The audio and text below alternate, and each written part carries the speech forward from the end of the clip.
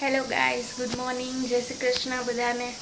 હોપસો મારો છેલ્લો વિડીયો તમને પસંદ આવ્યો હોય, પિક્ચર પણ ગમ્યું હોય.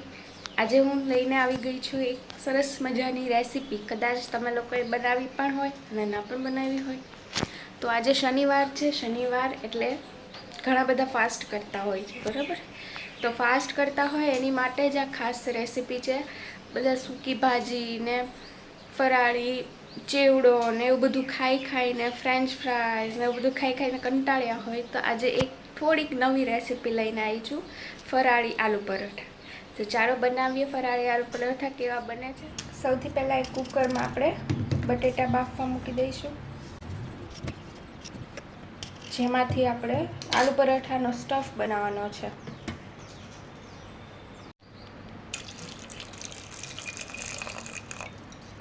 સ્વાદ અનુસાર મીઠું થોડું કમતું નાખી દઈશું.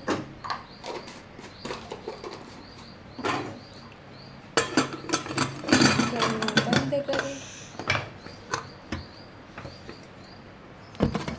ને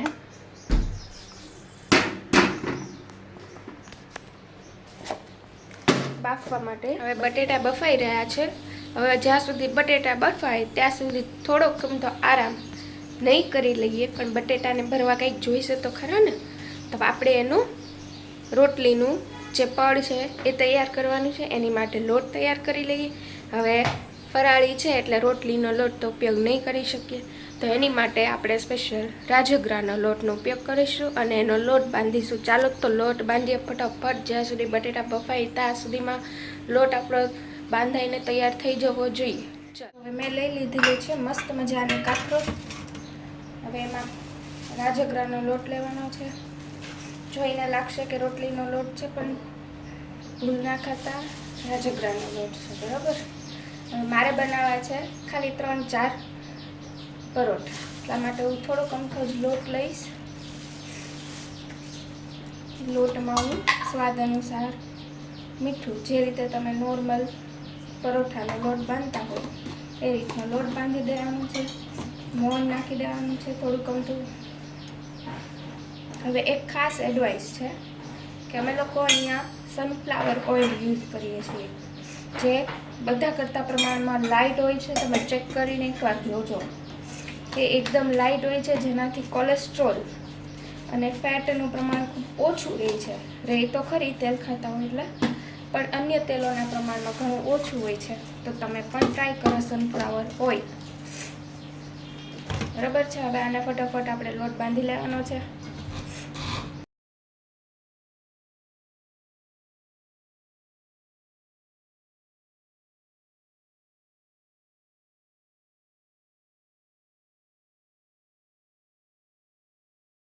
હવે આપણો લોટ બંધાઈને તૈયાર થઈ ગયો છે. તો થોડું ગમતું આપણે તેલ નાખી અને ગુણ આવે એની માટે મૂકી દઈશું ઢાંકીને થોડી વાર માટે. ત્યાં સુધીમાં આપણે જે બટેટા બાફવા મૂક્યા હતા એ બફાઈ ગયા છે. એનો માવો તૈયાર કરી લેવાનો છે. ચાલો તો માવો તૈયાર કરીએ. અહીંયા આપણે બટેટા બફાઈને તૈયાર થઈ ગયા છે. એને હું આવી રીતે અલગ બાઉલમાં કાઢી લઈશ. બટેટાને ફોલી અને પહેલાં તો એનો ચૂંદો કરી નાખશું આપણે, અને પછી બધા મસાલા એડ કરી અને માવો તૈયાર કરીશું, બરાબર છે? આપણો માવો જે છે એ તૈયાર થઈ ગયો છે. હવે એમાં આપણે બારીક કાટેલા મરચાં, ફરાળી છે એટલે ફરાળ ખવાય એવી જ વસ્તુ આપણે નાખી શકીશું, બરાબર છે? થોડુંક અમથું મીઠું ચાખીને નાખવાનું રહેશે. પછી મેં નાખ્યું એટલે તમારે નાખી દેવાનું એવું નહીં. મારા બટેટામાં ઓછું હતું. થોડુંક અમથું મીઠું. જો થોડુંક ગળ્યું ખાતા હો તો 2 દાણા ખાંડ, વધારે નહીં, બટેટા ગળ્યા હોય છે અત્યારના. અને લીંબુ. મારા લીંબુમાંથી મેં બીયા પહેલાં જ કાઢેલા છે, એટલે એ જોઈને એવું ના કહેતા એટલે આ બેનના લીંબુમાં તો બીયા જ નથી. એવા લીંબુ ક્યાંથી લેવાય છે? પણ મેં બીયા પહેલેથી કાઢી નાખેલા છે એટલે નથી નીકળેલા, બરાબર છે? હવે આ બધું નાખીને આપણે એને મસ્ત લઈ નાખવાનું છે.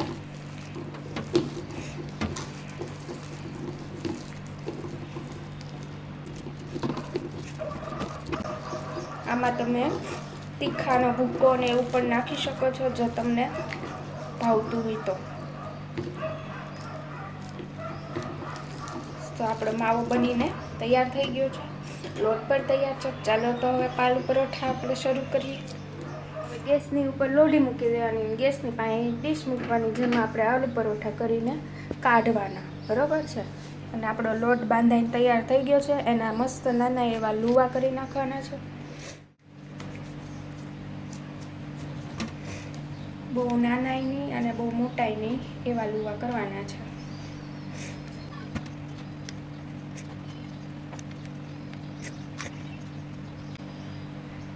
પછી લુવા કરવામાં ફૂટપટ્ટી લઈને માપ લેવા ન બેહાય,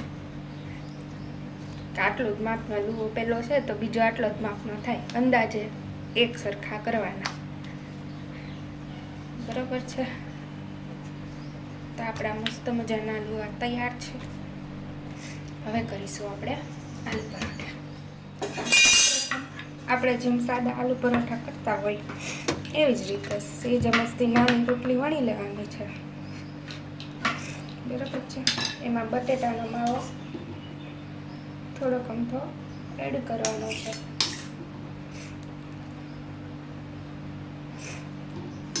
અને આને મસ્ત પૂરી જેવું બનાવી દેવાનું છે। પોટલી વાળો ને, પોટલી બધા એ રીતે પોટલી વાળવાની, પોટલીનું નાકું પેક કરવાનું, બાકી પોટલીમાંથી બધું પડી જાય, બરાબર છે। હવે ફરીવાર આને હલકા હાથે વણવાનું છે, બાકી આપણો માવો છે એ તૂટીને બહાર આવી જશે, બરાબર છે। થોડોક બહાર આવે એનો કોઈ પ્રોબ્લેમ નથી, થોડો ઘણો તો આવશે જ।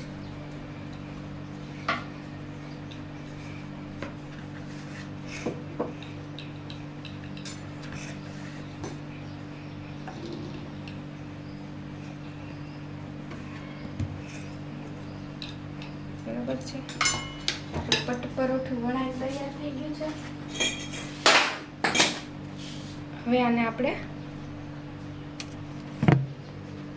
લોઢી ઉપર શેકવા માટે મૂકી દેવાનું છે।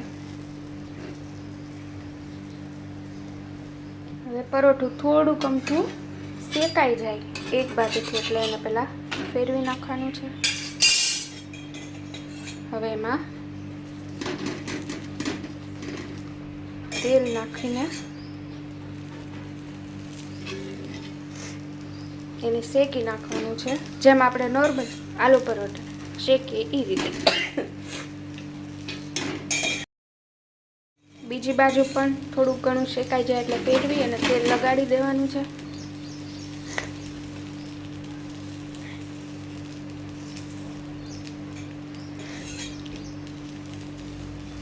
જરૂર પડતું તેલ લગાડવું, બહુ વધારે તેલ ના લગાડવું। તો આપણું આ પરોઠું જે છે એ શેકાઈને મસ્ત તૈયાર થઈ ગયું છે। હવે આપણે એક ડીશમાં કાઢી લઈશું, જે આપણે બાજુમાં મૂકી હતી ને એમાં, બરાબર। હવે આવી જ રીતે બીજા પણ પરોઠા આપણે કરી નાખવાના છે, બધાની સેમ જ રીત છે, કંઈમાં અલગ અલગ રીત કરવાની નથી, બરાબર। ચાલો તો બધા પરોઠા આપણે કરીને તૈયાર કરીએ।